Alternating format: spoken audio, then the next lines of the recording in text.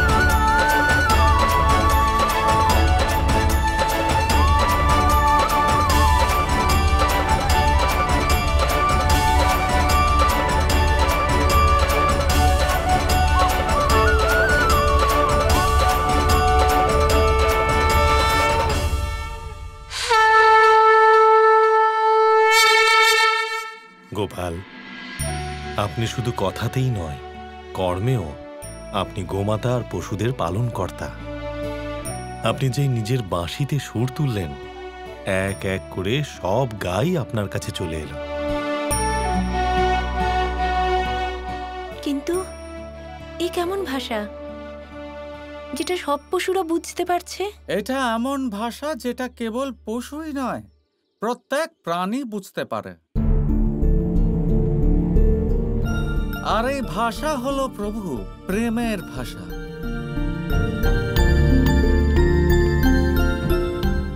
আর আপনারা জানেন, আমার এই জীবনে পশুদের থেকে আমি যত স্নেহ পেয়েছি, ঠিক ততই প্রেম দিয়ে আমি ওদের ডাকি। আর দেখুন না, প্রেমের এই ডাক কখনো ব্যর্থ হয় না। গোপাল, আপনি অত্যন্ত প্রভাবশালী। কোথায় থাকেন?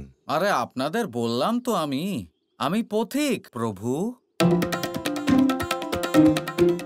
আমি যেখানে যেখানে প্রেম পাই, সেখানে সেখানে আমি থেকে যাই। ঠিক আছে, ওই প্রেমের সাথেই আমাকে বিদায় জানান আপনারা। আমার যাবার সময় হয়ে গেছে প্রভু। বোন, ও গৌরী, আরে প্রণাম করো ওনাদের। আমি আবার আসি। ও গৌরী, চলো চলো।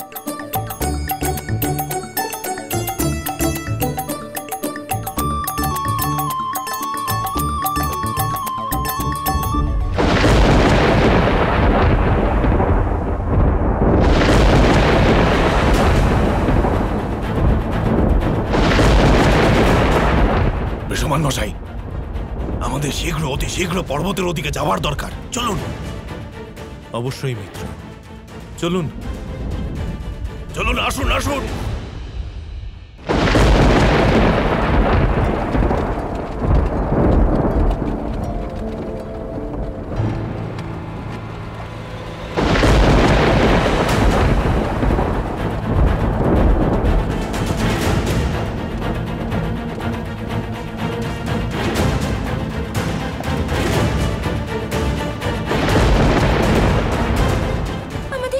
শীঘ্র বর্ষণে পৌঁছতে হবে, তবেই আমরা সুরক্ষিত থাকব।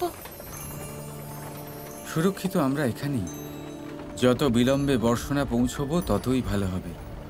কি কিছু বললে তুমি? না না, আমি তো কিছু বলিনি। আমি আবার কোথায় কি বললাম?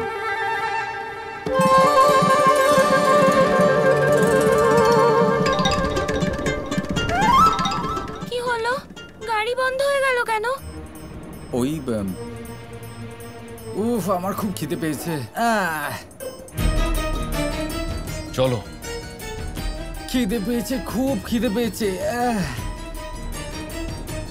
ও হে নারায়ণ, এবার কি বলি আমি? হঠাৎ করে আমার এত খিদে পেয়েছে, কিছু তো খেতেই হবে আমায়। আরে খিদে পেয়েছে, কারোর কাছে কিছু আছে?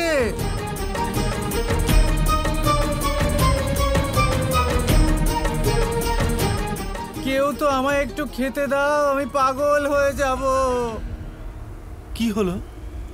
বাবা কি বলবো, খুব খিদে পেয়েছে, কিচ্ছু বুঝে উঠতে পারছি না। খিদে পেয়েছে?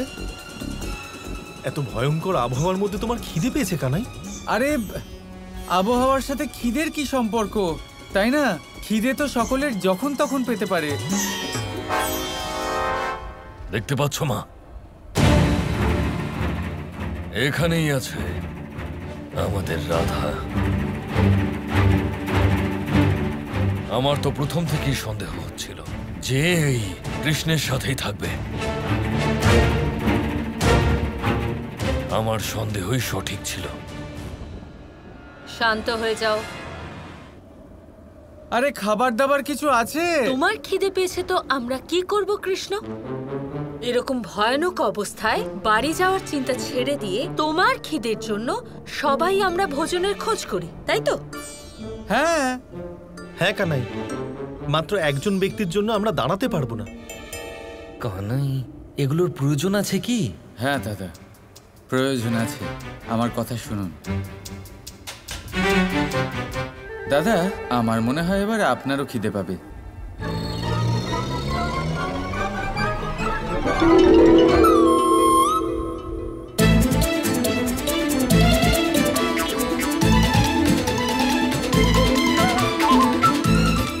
এখন তো আমারও খুব খিদে পেয়েছে, খুব খিদে পাচ্ছে আমার এখন। হ্যাঁ, প্রথমেই বলে দিতেন।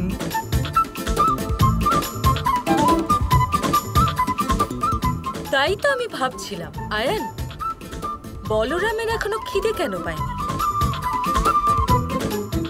যেখানে ওর অনুজ কৃষ্ণের তো অনেকক্ষণ খিদে পেয়ে গেছে। আপনি তো অন্তর্যামী জটিলা কাকি, আপনি সব জানেন। এখন খিদের জন্য কি কিছু করতে পারবেন? হ্যাঁ,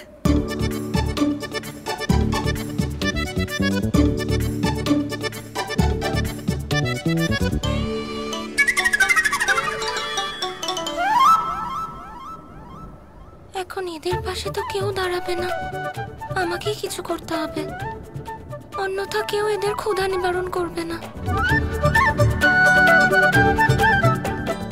বাবা, মা, আমারও খিদে পেয়েছে। শুধু তো এইটুকুই বাকি ছিল। তোমাদের খিদে কি এদের প্রাণের থেকেও বেশি গুরুত্বপূর্ণ? কখনোই নয়। আর এমনিতেও তোমাদের তিনজনের অতিরিক্ত এখানে কারোরই খিদে পায়নি। চুপ করো, এত লম্বা যাত্রা করার পরে শুধু আমি কেন, সবার খিদে পেয়েছে নিশ্চয়ই। সবাইকে জিজ্ঞেস করা যাক। বলুন ভাই সব, ও ভাই আমাকে বলুন, আপনাদের খিদে পায়নি?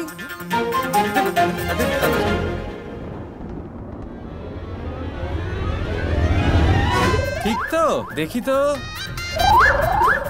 হ্যাঁ হ্যাঁ, আমারও খুব পেয়েছে খিদে তো, পেয়েছে। খুব খিদে পেয়েছে। সবার খিদে পেয়েছে?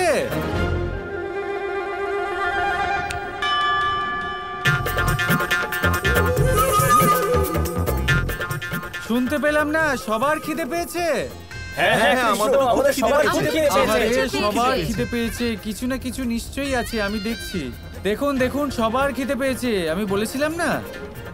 দেখলেন নন্দমশাই, এমন অবস্থায় বাড়ি যাবার চিন্তা কারণ নেই। একের পর এক সবার খিদে পেয়েছে। বাবা, সবারই যখন খিদে পেয়েছে, আমাদের এখানে খানিকক্ষণ থাকা উচিত। ঠিক আছে, যাত্রা এখন অনেকটাই লম্বা, তাই আমরা সবাই এখান থেকে খেয়ে সামনে এগোবো। কিন্তু এই জঙ্গলে আমাদের খাবারের জন্য কি পাওয়া যাবে? এত ঘন বন আছে এখানে, আমার বিশ্বাস যে এখানে নিশ্চয়ই কোনো বৃক্ষ থাকবে যেখানে মিষ্টি ফল পাওয়া যাবে। সেই সব মিষ্টি মিষ্টি ফল আমরা যুবকেরা গিয়ে পেড়ে আনছি। ঠিক আছে? ঠিক আছে তো দাদা? হ্যাঁ ঠিক আছে। রাধা কৃষ্ণ কৃষ্ণ কৃষ্ণ কৃষ্ণ